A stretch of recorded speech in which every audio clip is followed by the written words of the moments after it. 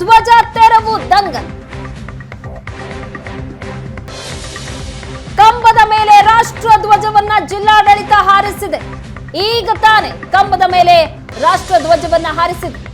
ಬೆಳಗ್ಗೆಯಿಂದ ಮಧ್ಯಾಹ್ನದವರೆಗೂ ಸಹ ನಡೆದಂತಹ ಹೈಡ್ರಾಮಾ ಇದು. ಪ್ರತಿಭಟನಾ ನಿರತರು ಆಕ್ರೋಶ ಹೊರ ಹಾಕ್ತಾ ಇದ್ರು. ಇಲ್ಲಿ ಹನುಮ ಧ್ವಜವನ್ನ ಸ್ಥಾಪನೆ ಮಾಡಬೇಕು, ಮರುಸ್ಥಾಪನೆ ಮಾಡಲೇಬೇಕು ಅಂತ ಈಗ ತ್ರಿವರ್ಣ ಧ್ವಜದ ಹಾರಾಟ ಆಗ್ತಾ ಇದೆ. ಅಲ್ಲಿ ಪ್ರತಿಭಟನಾ ನಿರತರು ಒಬ್ಬರಲ್ಲಿ ಗಾಯ ಆಗಿದೆ, ತಲೆಯಿಂದ ರಕ್ತ ಬರ್ತಾ ಇರುವಂತಹ ದೃಶ್ಯಗಳನ್ನ ನೋಡ್ತಾ ಇದ್ದೀರಿ. ಕೂಗಾಟ, ಚೀರಾಟ, ಈ ರೀತಿಯಾದಂತಹ ಪ್ರಸಂಗಗಳೇ ಅಲ್ಲಿ ಕಂಡು ಬರ್ತಾ ಇರೋದು. ಅವ್ರ ತಲೆಗೆ ಪೆಟ್ಟಾಗಿದೆ. ಇದು ಹೇಗಾಯ್ತು?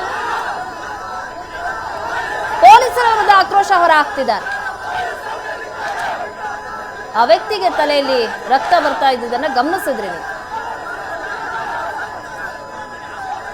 ಪ್ರತಿಭಟನೆಯ ಕಾವು ಈ ರೀತಿಯಾಗಿ ಹೆಚ್ಚಾಗ್ತಾ ಇದೆ. ಪೊಲೀಸರ ಜೊತೆಗೆ ವಾಗ್ವಾದಕ್ಕಿಳಿದಿದ್ದಾರೆ ಪ್ರತಿಭಟನಾ ನಿರತರು. ತೋರಿಸ್ತಾ ಇದ್ದಾರೆ ನೋಡಿ ಯಾವ ರೀತಿ ಪೆಟ್ಟಾಗಿದೆ ಅಂತ.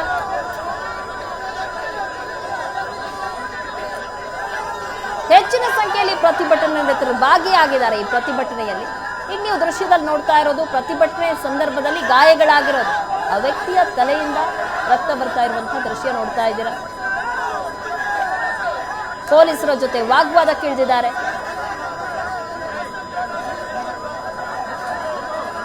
ತಳ್ಳಾಟ, ನೂಕಾಟ ಆದಂತಹ ಸಂದರ್ಭದಲ್ಲಿ ಈ ರೀತಿ ಗಾಯ ಆಗಿರೋ ಸಾಧ್ಯತೆ ಇದೆ.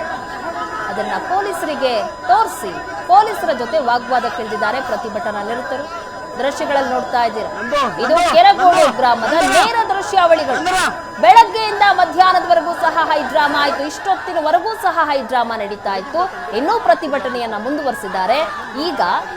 ಈಗ ತಾನೆ ತ್ರಿವರ್ಣ ಧ್ವಜವನ್ನ ಆ ಧ್ವಜಸ್ತಂಭದ ಮೇಲೆ ಹಾರಿಸಿದ್ದು ಆಯ್ತು ಜಿಲ್ಲಾಡಳಿತದಿಂದ. ಮತ್ತೊಂದು ಕಡೆ ಪ್ರತಿಭಟನಾ ನಿರತರ ಆಕ್ರೋಶ ಕಮ್ಮಿ ಆಗಿಲ್ಲ. ಧಿಕ್ಕಾರಗಳನ್ನ ಕೂಗ್ತಾ ಇದ್ದಾರೆ. ಕೆರಗೋಡು ಗ್ರಾಮದಲ್ಲಿ ಸದ್ಯಕ್ಕೆ ಈ ರೀತಿಯಾದಂತಹ ಪರಿಸ್ಥಿತಿ, ಉದ್ವಿಗ್ನ ಪರಿಸ್ಥಿತಿ ನಿರ್ಮಾಣ ಆಗಿದೆ. ಇನ್ನೂ ಸಹ ಅಲ್ಲಿ ನೆರೆದಿರುವಂತಹ ಪ್ರತಿಭಟನಾ ನಿರತರು ಅಲ್ಲಿಂದ ಕದಲಿಲ್ಲ, ಅಲ್ಲೇ ಇದ್ದಾರೆ. ತ್ರಿವರ್ಣ ಧ್ವಜವನ್ನ ಈಗ ತಾನೇ ಹಾರಿಸಿದ್ರು. ಆದ್ರೂ ಸಹ ತಮ್ಮ ಆಕ್ರೋಶವನ್ನ ಹೊರಹಾಕ್ತಾ ಇದ್ದಾರೆ. ಬೆಳಗ್ಗೆ ತಾನೆ ಅಲ್ಲಿನ ಗ್ರಾಮಸ್ಥರು, ಯುವಕರು ಚಾಲೆಂಜ್ ಮಾಡ್ತಾ ಇದ್ರು. ಮತ್ತೆ ಹನುಮ ಧ್ವಜವನ್ನ ಏರಿಸ್ತೀವಿ ಅಂತ ಈಗ ತ್ರಿವರ್ಣ ಧ್ವಜವನ್ನ ಹಾರಿಸಲಾಗಿದೆ.